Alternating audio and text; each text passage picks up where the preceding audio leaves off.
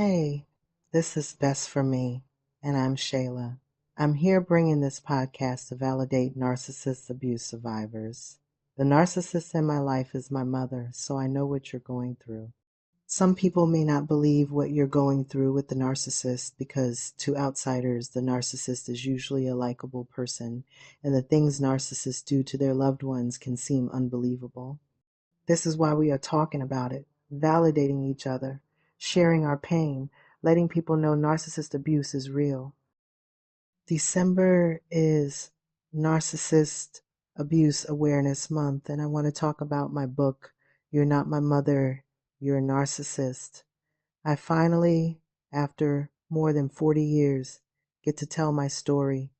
I didn't know I had been abused until later in life, after I became an adult. As a child, I didn't know what narcissist abuse was. I just thought my mother was mean, but now I know she has a mental illness. She has not been diagnosed with narcissist personality disorder, and people rarely are. I'm not sure why that is, because you hear about people getting a bipolar diagnosis or borderline personality disorder diagnosis, which is close to narcissist personality disorder, but rarely a diagnosis of narcissist personality disorder. In an effort to understand my life and relationships, I read books and did research to ascertain that my mother is a narcissist. She checks all the boxes, and what I've learned about the illness offered the explanations I had been seeking my entire life.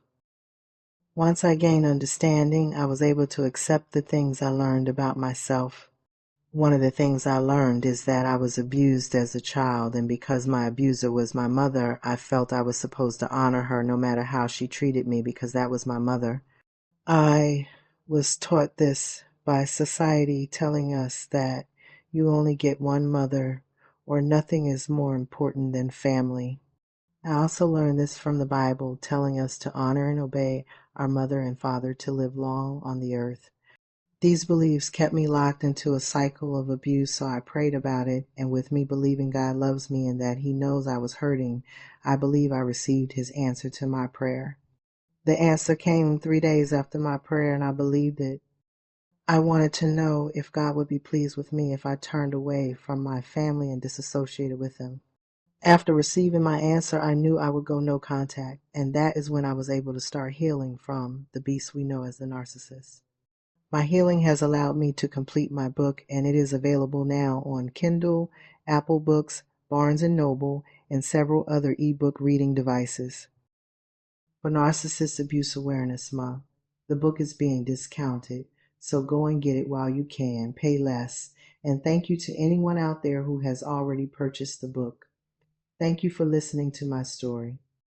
Stay tuned into my channel, and I'm going to read an excerpt from my book, and you will be able to find out what public place I spent the night in to avoid going home to my narcissist mother when I ran away from home during my childhood.